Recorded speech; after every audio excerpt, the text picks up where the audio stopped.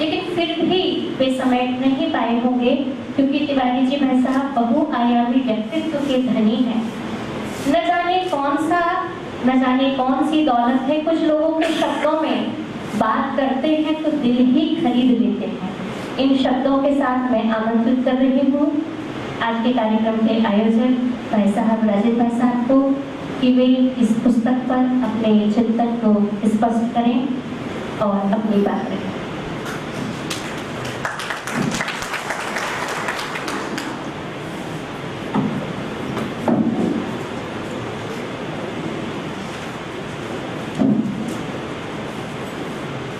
आज के कार्यक्रम में हमारे मुख्य अतिथि महोदय न्यायमूर्ति श्री जे.के. मंजूरी साहब, कार्यक्रम की अध्यक्षता के आसन पर विराजमान माननीय लोकायुक्त न्यायमूर्ति श्री एल.पी. गुप्ता साहब, हमारे विशिष्ट अतिथि के आसन का शोभायमान कर रहे माननीय न्यायमूर्ति श्री आनंद पाठक साहब एवं माननीय न्यायमूर्ति श्री अग्रवाल साहब, बंधुओं, सभी न्यायाधीशगण, अभिभाषकगण, शहर के अति उच्च कोटि के विराजमान बुद्धिजीवी वर्ग, विषय कुछ अजीब सा लगता है। मृत्यु कैसे होती है, फिर क्या आएगा, कुछ आश्चर्यजनक है, कुछ चौंकाने वाला है। जिसको भी काट दिया तो पहले तो रख दिया, बोला आप है क्या चीज है, कैसे होती मृत्यु, ये क्या लिख मारा इन्होंने। वस्तुतः है, मैं अपना इनहेरेंट नेचर कहूंगा इसको। हमको when I was a child of 10 years, तो मैं विभिन्न बहुत अच्छे बर्थडे प्रोग्राम में जाता था। वहां देखता था कि डांस हो रहा है और सब लोग खा पी रहे हैं, मौज मस्ती कर रहे हैं। तो मेरे मन में एक प्रश्न उस समय उठता था कि इनकी उपलब्धि क्या होगी। ये आपकी वर्षगांठ तो आना ही थी, दुनिया की कोई ताकत रोक ही नहीं सकती थी। यदि आप जीवित रहते हैं तो हर साल एक आपका वर्षगांठ आएगी, आपकी सालगिरह मनेगी, इसको कोई रोक नहीं सकता। और इसको लाने के लिए आपने कोई बहुत बड़ी मेहनत कर ली हो कि भाई मेरी सालगिरह आ नहीं रही थी, मैं खींच करके उसको ले आया हूं, ऐसा भी कुछ नहीं है। तो मैं आश्चर्यजनक रहता था कि इसमें क्या है। तो इनको चेतावनी दिवस मनाना चाहिए, मेरी मौत 1 वर्ष और करीब आ गई है। पर इस तरह कोई सोचता नहीं था। मैं उस आयु में ये सोचने लगा था, ये तो चेतावनी दिवस के रूप में क्या करें। तो मैं सोचता था कि जीवन के टारगेट बनाना चाहिए, क्योंकि मैंने जीवन को एक लंबाई के रूप में नापा है। यहां बैठे बैठे हम मिनट और सेकंड निकाल सकते हैं कि हमें कितने सेकंड सांस लेना है। फर्ज करें एक एवरेज आयु हमारी 75 वर्ष है, रिमेनिंग कितनी निकल गई और 365 का गुणा कर दीजिए, दिन निकल है 24 का गुणा कर दीजिए, घंटे निकल है 60 का गुणा कर दीजिए, मिनट निकल, कुछ अरब कुछ करोड़ मिनट हमको अब जिंदा रहना है। काटते जाइए, you will be shocked। आप कहेंगे जी क्या, ये आपने क्या निकाल दिया। अब देखिए जीवन की लंबाई को, हम 75 साल हमारी आयु है और हम 8 घंटे सोते ना दिन में, 25 साल तक हम सोते रहे। हम एक ग्रांड टोटल निकाल रहे हैं हर चीज का। हमारी 75 वर्ष की आयु और 8 घंटे हम सोए हैं, तो 1/3 तो हम सोए हैं। और बाथरूम लैट्रिन में हम 10-20 साल वहां बैठे रहे, खाना खाने में भी 10-20 साल निकल गए। जिए कितना, जीने की फिर परिभाषा क्या है, आपको खुद निर्धारित करना पड़ेगी। इस दिशा में मैं लगातार सोचता था। तो मेरा इनहेरेंट नेचर ये भी रहा, बराबर ये सोचता रहता था। मेरा अपना एक स्वरुचि का विषय रहा है कि मृत्यु के बाद जाना कहां है और मौत कैसे होती है। आप लोग विश्वास नहीं करेंगे, मैं प्रत्येक रात्रि को ये सोचता हूं कि उस समय मुझे कैसा लगेगा। When I left all things and even my body also, तब मुझे कैसा लगेगा, मैं कहां होऊंगा, मेरा मुझे अनुभव क्या होगा, ये मैं लगातार सोचता रहता था। तो जो चूंकि ये विषय मेरे मन में लगातार इस बात कर रहा था, तो मैंने फिर इस पर पुस्तकें इकट्ठा की। मैंने कहा जो संसार में जितनी पुस्तकें मिल सकती हैं, मेरे हाथ में आ सकती हैं, मैं उनको इकट्ठा करूं और उनको पढ़ूं। तो मैंने पहले इनका अध्ययन किया। पूना से एक लाइफ बियॉन्ड नाम की मैगजीन निकलती थी, अब तो बंद हो गई हो, 25-30 साल पहले निकलती थी, उसके कुछ मेरे पास रखी है, उनको पढ़ा। स्वामी अभेदानंद जी ने इस पर बहुत काम किया है। विवेकानंद जी के गुरु भाई रहे हैं, भगवान रामकृष्ण परमहंस के शिष्य रहे हैं, इन्होंने उस विषय पर बहुत काम किया। आप सभी बुद्धिजीवी की लोग बैठे हैं।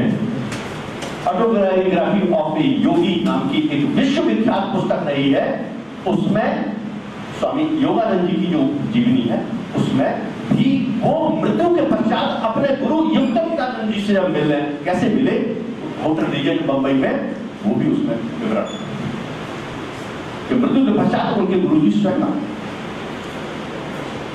और फिर उनको बताया।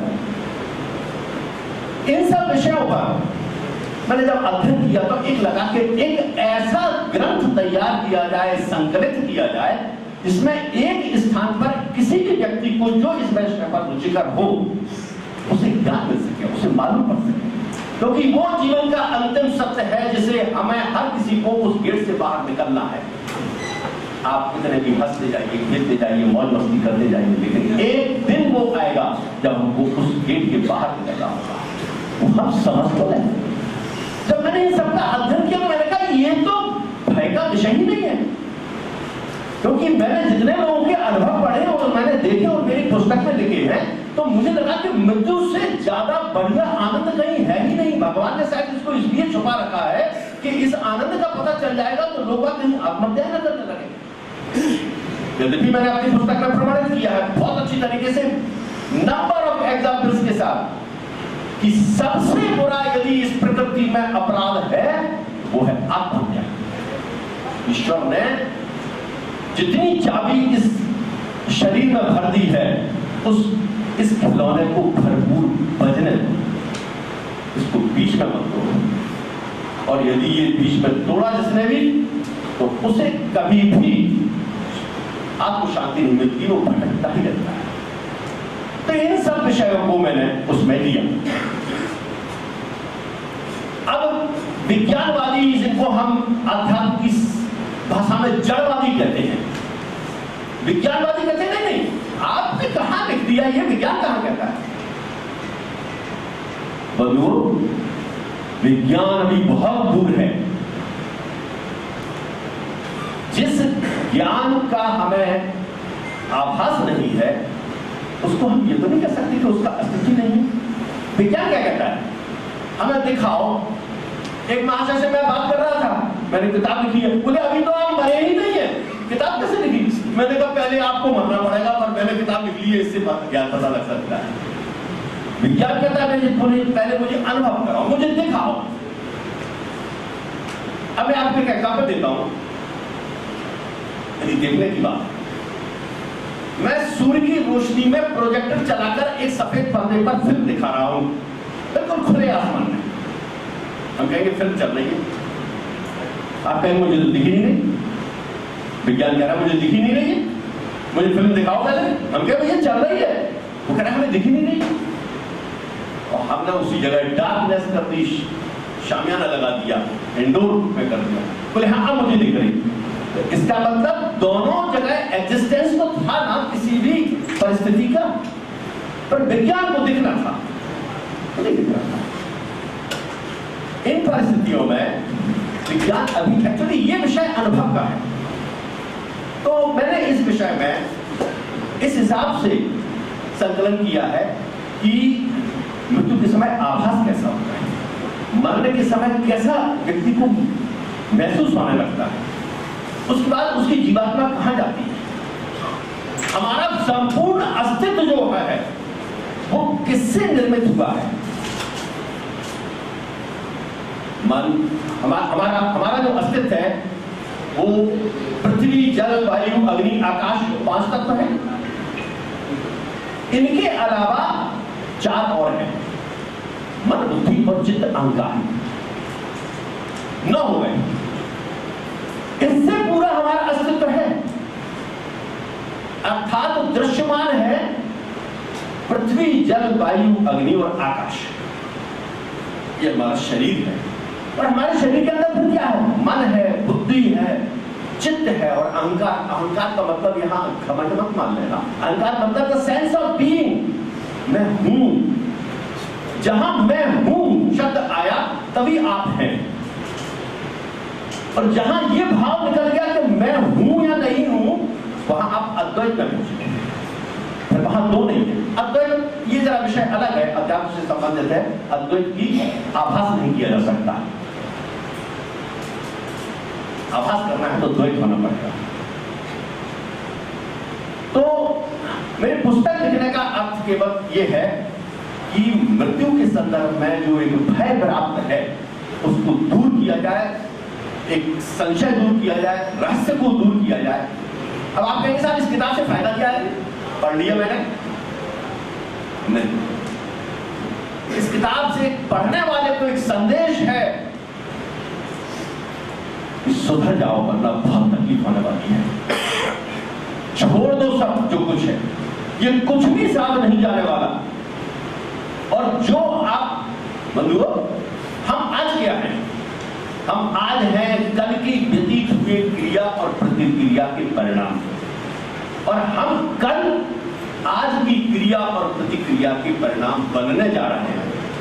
ये भ्रम बिल्कुल निकाल दो कि ईश्वर ने हमें बनाया और ईश्वर हमें ये नहीं दे रहा और ईश्वर हमें ये दे रहा है। सब झूठ है, सब गलत बात है। हम खुद ही अपना निर्माण कर रहे हैं और हम ही खुद ने अपने को निर्मित किया है। हर दिन हमारा एक टेस्ट चल रहा है और हर भविष्य में हमारा रिजल्ट आने वाला है। आप करते जाइए जो करना है। आपको भगवान ने मन दिया है, सोचते जाइए, जितना सोच सकते हैं सोचते जाइए, कोई भी बंदिश नहीं है। तो किताब से ये संदेश मिलता है, क्योंकि मैंने उसमें नंबर ऑफ एग्जाम्पल्स दिए हैं और मेरी किताब बिल्कुल भी कपोल कल्पित नहीं है, उदाहरण सहित है। मैं एक उदाहरण आपको देता हूं। कलकत्ता हाईकोर्ट के बंकिम चंद्र जी घोष बहुत बड़े लीडिंग लॉयर थे, उनको कैंसर हो गया। ये मनुष्य की लोक यात्रा में एक पुस्तक है, कविराज गोपीनाथ जी पर लिखी गई है, उस पुस्तक से मैंने ये लिया है।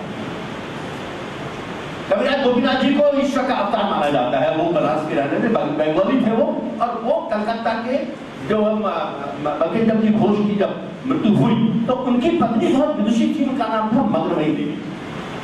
तो वो मग्नमयी देवी को जीवात्मा बुलाने की पद्धति मालूम थी, जीवात्मा कैसे बुलाई जाती है। तो वो जानती थी, बहुत पहले से जानती थी। उन्होंने अपने पति की जीवात्मा को बुलाया कि आप बताओ मौत के समय आपको कैसा लगा था, और फिर क्या हुआ?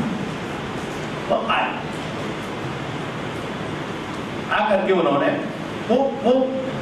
वो पद्धति थी ऑटोमेटिक राइटिंग, अर्थात यदि जीवात्मा से संपर्क करना है तो प्रारंभिक है मीडिएटर होना चाहिए। जीवात्मा डायरेक्ट नहीं आएगी, मीडिएटर हो बीच में। तो वो पद्धति थी ऑटोमेटिक राइटिंग, अर्थात हाथ में कलम तो थी उनकी पत्नी मग्नमयी देवी की, लेकिन हैंड राइटिंग उतर रही थी बंकिम चंद्र जी घोष की, जो ऑलरेडी कई साल पहले मर चुके, उनकी हैंड राइटिंग में था।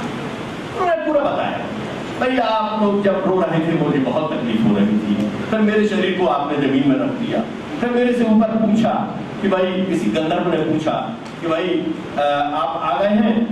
उन्होंने कहा मुझे क्या और तकलीफ भोगना पड़ेगी? बोले नहीं, आपको कैंसर हो गया था और आपने क्या किया? उन्होंने कहा मैंने साहब कितने मुकदमे लड़े हैं और जानबूझ करके विभिन्न तरीकों से ऐसे अपराधियों को छुड़ाया है जो वास्तव में जघन्य अपराधी थे, झूठ बोल करके बहुत मैंने बचाया है।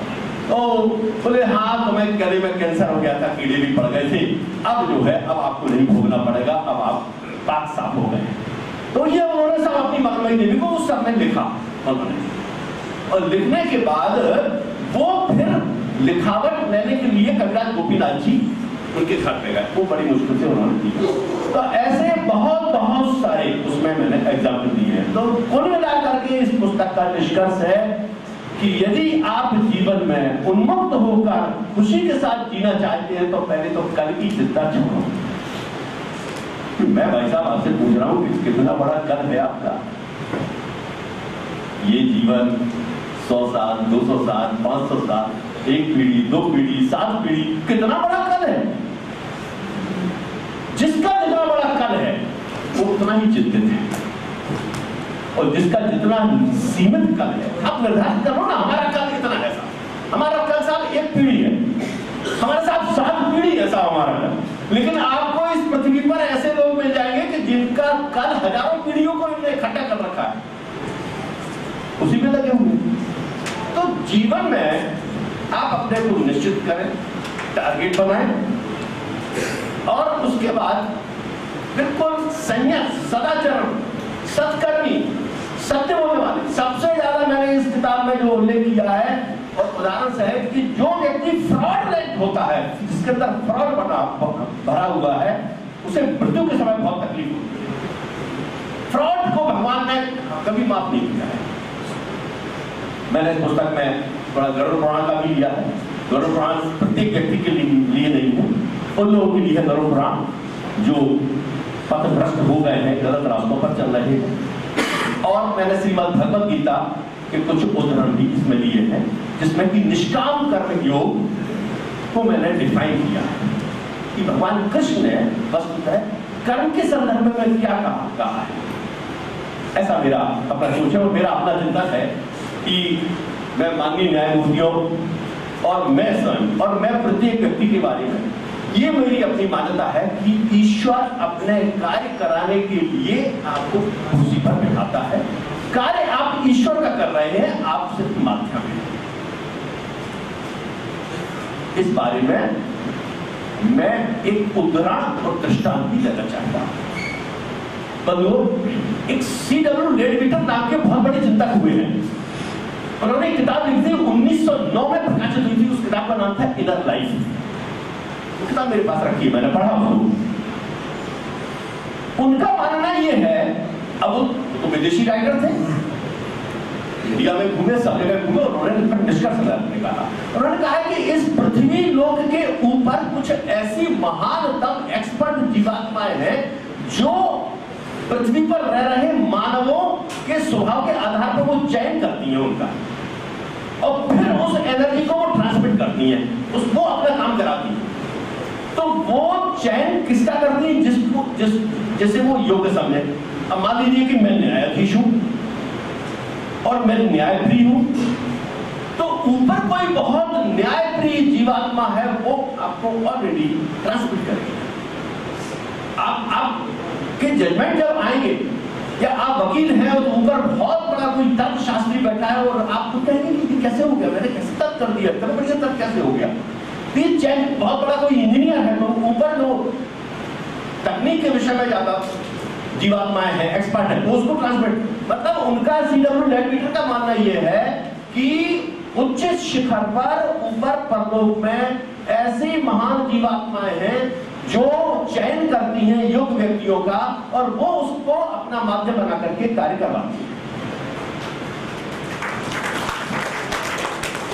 उद्देश्य ये है कि हम जीवन में जिस क्षेत्र में कार्य कर रहे हैं, यदि हम वकील हैं तो हम वकील बनके अपने निष्पक्ष होकर के कार्य कर रहे हैं। मेरी अपनी धारणा है कि कार्य करने में पूर्णतः सापेक्षता और रिजल्ट जानने में पूर्णतः निरपेक्षता का भाव ही तनावहीन जीवन की विशेषता है। यदि हम टेंसलेस जीना चाहते हैं तो हम स्ट्रांगली हार्ड वर्क करेंगे और रिजल्ट के लिए देखेंगे नहीं उस तरफ क्या हुआ है, व्हाटएवर भी जो भी हो जाए। मैंने कर दिया, मैंने किया काम, जो भी। तो इस प्रकार की जब विचार हमारे अंदर एकत्रित होंगे, जनरेट होंगे, तो निश्चित ही हम एक अच्छे मुकाम पर पहुंच जाएंगे। एक महात्मा जी ने कहा है कि प्रत्येक समय अपने को ऐसा योग्य बनाना है कि हमें ऐसा कोई महान शक्ति मेरा चयन कर ले जिसके हम माध्यम बन जाएं और हम उसके माध्यम से कार्य करें। बंधुओं, मैंने आपका बहुत बहुत अपने वक्तव्य में समय लिया और यहाँ न्यायमूर्तिगण के बारे में हम बहुत आतुर हैं, उनके उद्बोधन सुने। बहुत बहुत धन्यवाद।